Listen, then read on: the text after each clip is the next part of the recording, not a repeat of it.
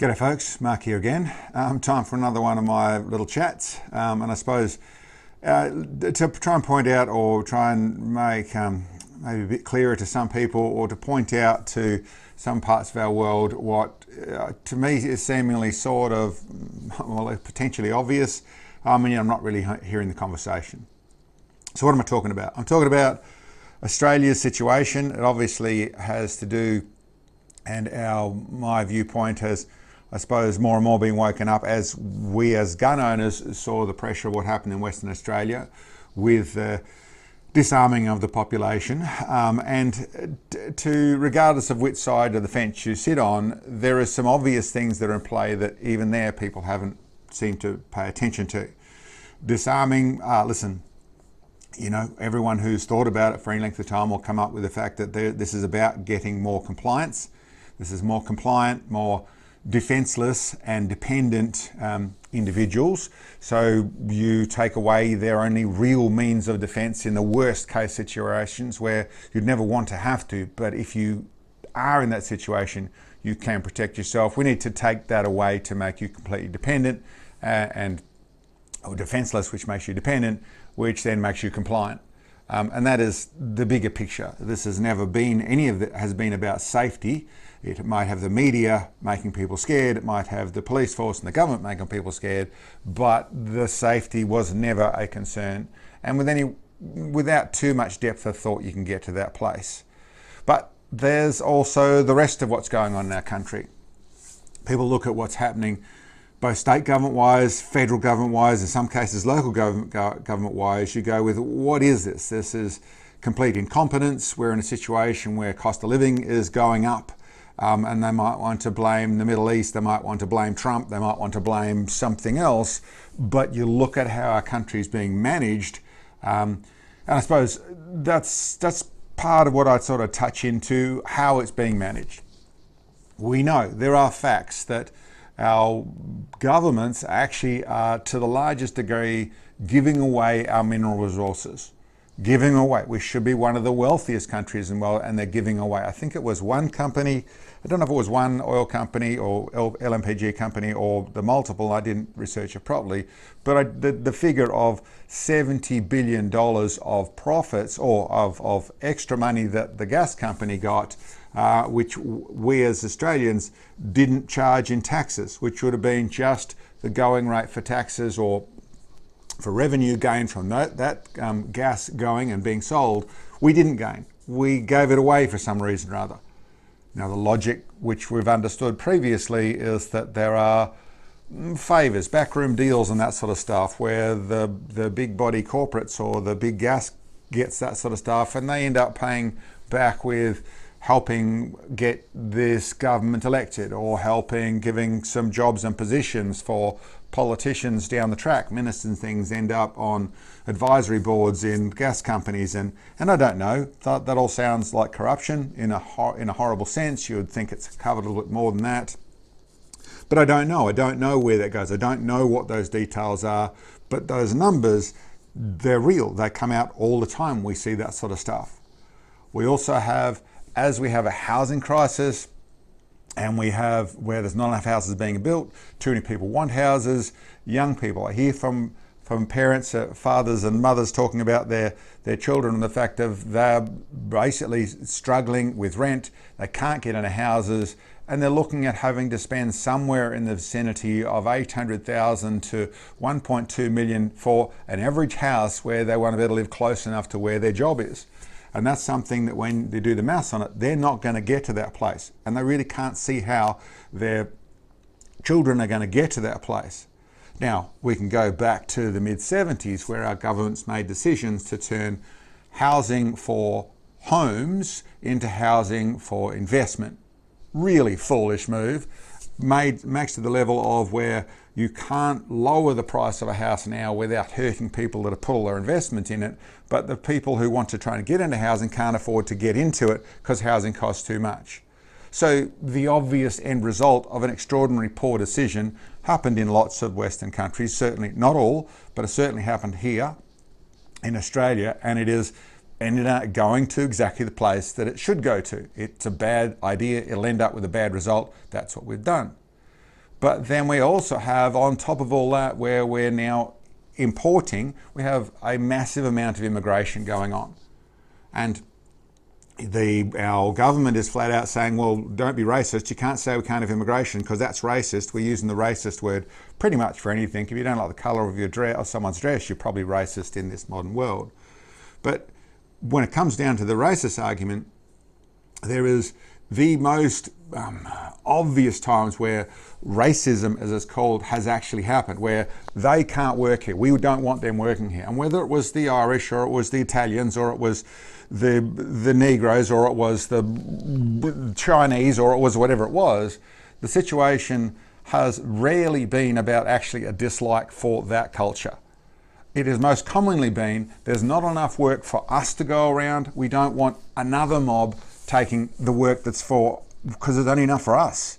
And this is basically the same as when you're trying to feed your family and there's only X amount of food and someone wants to come and take the food, you end up hating the people that come and try and take your food simply because you're trying to feed your family.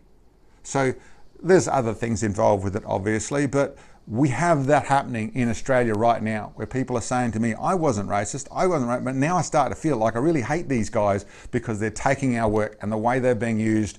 There's all sorts of stuff about whether it's Indian drivers or whether it's Muslims or whatever it is in various places where people start to feel this way, not because they came off feeling that way, not because that's what they thought or they were raised or anything like that. It's because it's getting hard to pay the bills.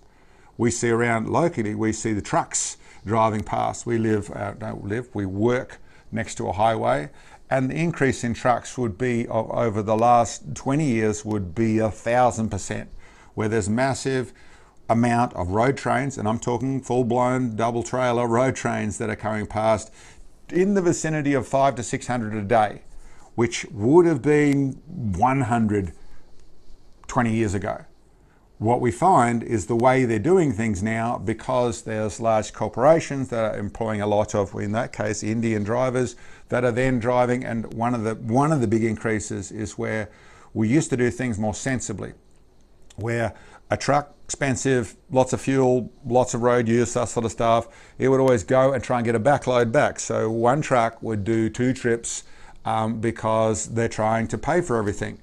Nowadays, the way the push is on and the way things are happening with some of the corporations is trucks are running empty one way always. They just take a load and they're empty the other way. So to do the same amount of hauling, you've got now 2 trucks or 4 trips to do the same thing. Both are running empty one way and full the other way because we're basically mismanaging it. You look at the taxes that the government's brought in, for the government spending more and more money. Now we give money away. We have an enormous amount of funding for departments and for, lots of not very good reasons, where there is just a lot of people pretty much going to with a strategy of the government, and there's money comes out of the government. The government is growing. There's departments all over the place, and individuals getting a government job, there's some sound economic reasons to it. You are going to, it sounds like most of the department jobs, you're starting at over $100,000. And if you're the head of any department, you're in the $200,000 department or area is what you're talking about there. And the government's handing out a lot of those sorts of jobs all the time. Constant government growth, both state government, local government. So your shire, your council, that sort of stuff, they've got all the time employing more and more people in offices, earning a very good paycheck. The state government doing the same sort of thing, the police departments, all that sort of stuff, growing all the time, more and more people into it. So this is all, I suppose, wonderful in one sense for the people to get a government job. Pretty hard to lose a government job. They're pretty solid things, and they were the thing that I recall people heading for. But where's all this money come? Where's all this money come from? We have now where do a bit of Google searching and you'll find where over 50% of Australians earn their primary income from the government. So this, and it's growing rapidly as well. And that doesn't get into, well, that starts to make sense of why we need to raise taxes in every fashion, what they've been through. It doesn't make sense as to why you give money away while the government actually lets corporations take our natural resources like they do. That doesn't make much sense. I don't know where it fits into it, but it's another one of the problems we're going in Australia, where overseas investment in Australia, they buy up businesses, they buy up. There's towns locally around here where the major part of the town is now no longer owned by Australian interests. It's owned by, in one of those towns, it's Indian interest, where they've come in and bought this up. There's other places where China buys things up. There's lots of stuff where we are not behaving as a sovereign nation. And this is all down to government decisions. And I suppose that's where I'm really heading to. There's another half a dozen things. I won't try and go through it. I'm sure you can add them in the comments below as to what you know. But you would go, this is inept, or this is corrupt, this is backroom deals, or this is just wokeness, the leftist culture, which is heading towards socialism. So I suppose the socialism side of sense makes sense of why you want more and more government. The socialist or communist, Marxist, whatever that mix that has been coming from our universities, and yes, obviously fills up a lot of our corporate boardrooms now, fills up a lot of our government departments now. There is that mentality, and it has the mentality of socialism. Ultimately, the state owning everything, the state, you are dependent on the state, you're compliant to the state, and as that's the sort of process. And yes, you can see more and more people employed to it. It doesn't make sense of where the money comes from, because ultimately that's one of the major failings. Governments don't earn money. Private enterprise earns money. So then the only angle that I can make that work on, if you're trying to hurt, and totally our federal government and our state governments are seemingly actively trying to hurt private enterprise. Really running your own business. I think the default businesses as a record level, where the people are just becoming insolvent, they're going broke, they're going out of business because it's not working, because it's too hard, with whether it's regulations or it's taxes or whatever it is. It's like pitted against them. Now, is that incompetency? Is that ineptness? Is that corruption? Is that what? I don't know what it is. And I suppose the last bit I wanted to say there is that I suppose would make sense if we were making a lot of money out of our resources, and so then the government can use all that money, and then they can get into full control where they employ everybody, and that would work. That never actually works. Even if that was the case, that history's proven that very thoroughly. But they're not doing that either. And then you stop and think another little detail. There's, like I said, probably another dozen features I can point out, but you stop and think of another little detail. And this happens in a couple of places. Our government is very much, and you listen to academics talk about them, both our academics university, but actually talking about our government, and is very much sort of part and parcel the way the academics and the government work, in the way of, well, what I'm talking about here is a globalist attitude. Any good globalist idea, or what they see as a good globalist idea, they'll be onto. So they're very much in the same vein as the WEF, in the same thing as to whether it's being carbon neutral, whether it's net zero, whether it's in everything. The immigration process is all, we're doing what, well, we're told to, or what we agree with as a government. And then you've got to go back to that statement of you'll own nothing and you'll be happy. And for those of us who thought about it all, it's okay, so what is the process to get into there? How do you get to there? You're just going to take everything from people? Or is it just for the younger people, in 10 years or 20 years time, that's the planning, we won't let them get into place and do that? Or maybe what you could do is, you're not running it badly, they're running exactly the plan. Exactly the plan is it costs more and more and more to live here. And ultimately you end up where you can't afford even the house you live in that you've paid for, actually with taxes or with other fashions, gets to where the government or globalist corporates own it.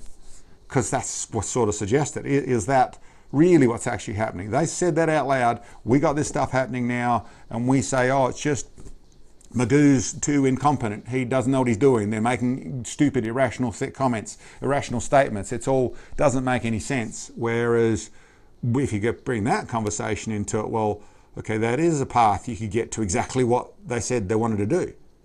Not saying that's the case, but that does line up. There's another thing that lines up. the 2030 agenda, for the UN 2030 agenda. The Australian government is 100% on board with the UN. We are signatories to the foundation of the UN. We agree with everything they put forward. They have said very clearly in their 2030 agenda, they want to disarm the population by 2030. And then we look at these these events that have been working at step by step by step, where there's another take of the firearms. We've got to put another restriction in. People say, why do you need more than 5 firearms? What do you need those things for? Us and the gun community say listen, 2 hands, doesn't really matter how many guns I've got. I'm no more dangerous, and I wasn't dangerous to start off with. So what is it about that?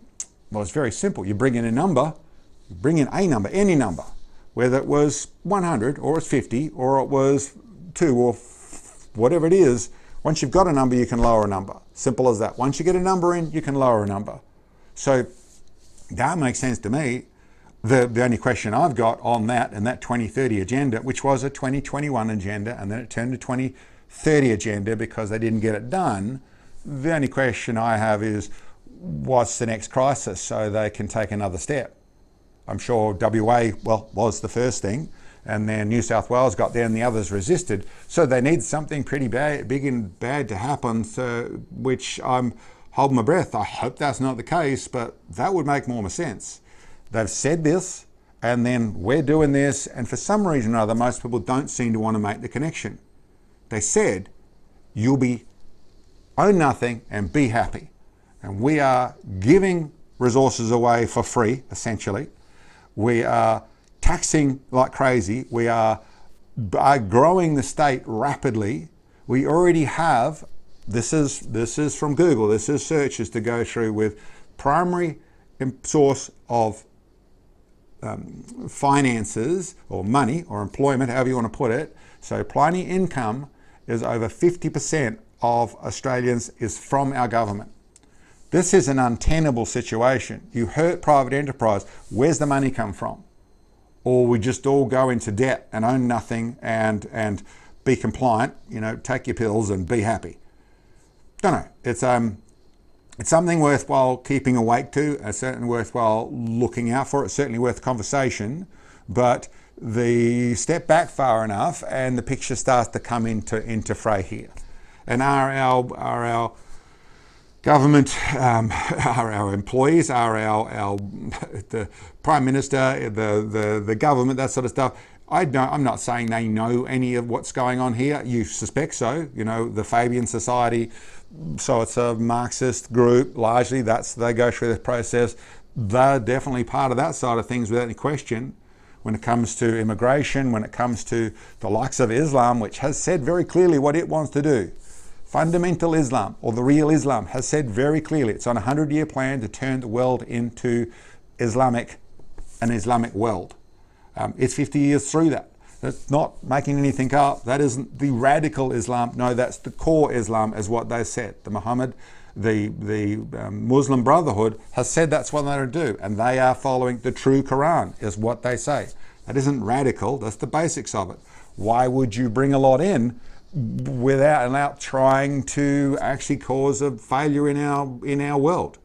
Don't know.